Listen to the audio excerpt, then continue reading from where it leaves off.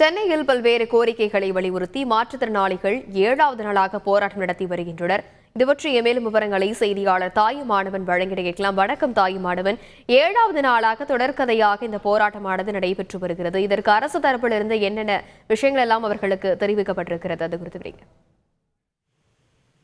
தமிழ்நாடு அரசு வேலைவாய்ப்புல மாற்றுத்திறனாளிகளுக்கு வழங்கப்படக்கூடிய 4% இடஒதுக்கீட்டில் பார்வையற்ற மாற்றுத்திறனாளிகளுக்கு ஒதுக்கப்பட்டிருக்கக்கூடிய 1% இடஒதுக்கீட்டை உடனடியாக அமல்படுத்திட வேண்டும். ஆசிரியர் தகுதி தேர்வுல தேர்ச்சி பெற்றிருக்கக்கூடிய மாற்றுத்திறனாளிகளுக்கு, பார்வையற்ற மாற்றுத்திறனாளிகளுக்கு நியமன தேர்வுல விலக்கு அளிக்க வேண்டும். டிஎன்பிஎஸ்சி தேர்வுல பார்வையற்ற மாற்றுத்திறனாளிகளுக்கு சிறப்பு தேர்வு நடத்துதல் உள்ளிட்ட 9 அம்ச கோரிக்கைகளை வலியுறுத்தி சென்னையில் கடந்த பிப்ரவரி 12ஆம் தேதி முதல் தொடர்ச்சியாக பார்வையற்ற மாற்றுத்திறனாளிகள் போராட்டத்தில் ஈடுபட்டு வருகிறார்கள். குறிப்பாக பிப்ரவரி 12ஆம் தேதி முதல் ஒரு சில மாற்றுத்திறனாளிகள் தொடர்ச்சியாக உண்ணாவிரதத்தில் இருக்கக்கூடிய ஒரு சூழல்ல தொடர்ந்து பல்வேறு மாற்றுத்திறனாளிகளும் போராட்டத்தில் ஈடுபட்டு வராங்க. டிபி வளாகம், அண்ணா சாலையில சாலை மறியல் என ஒவ்வொரு நாளும் போராட்டத்தை இந்த பார்வையற்ற மாற்றுத்திறனாளிகள் தீவிரப்படுத்தி வரக்கூடிய நிலையில் ஒவ்வொரு நாளும் காவல்துறையினரும் தடைகளை மீறி போராட்டம் நடத்தி வரக்கூடிய மாற்றுத்திறனாளிகளை கைது செய்யக்கூடிய ஒரு சூழல்ல பணிகளில் ஈடுபட்டு வருகிறார்கள். இந்த நிலையில்தான் தொடர்ந்து 7வது நாளாக இன்றைய தினம் டி நகர்ல பார்வையற்ற மாற்றுத்திறனாளிகள் திடீரென திரண்டு சாலை மறியல்ல ஈடுபட்டிருந்தாங்க.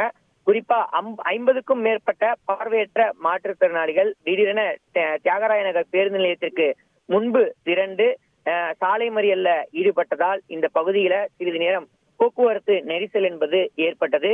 உடனடியாக தகவல் அறிந்து வந்த காவல்துறையினர் மற்றும் போக்குவரத்து காவல்துறையினர் போக்குவரத்தை சரி செய்ததுடன் மாற்றுத்திறனாளிகளை அப்புறப்படுத்தக்கூடிய முயற்சியில ஈடுபட்டிருந்தார்கள். ஆனால் தொடர்ந்து பார்வையற்ற மாற்றுத்திறனாளிகள் அரசுக்கு எதிராகவும் தொடர்ந்து தங்களுடைய கோரிக்கைகளை வலியுறுத்தியும் கண்டன முழக்கங்களை எழுப்பிய வண்ணம் இருந்தனர்.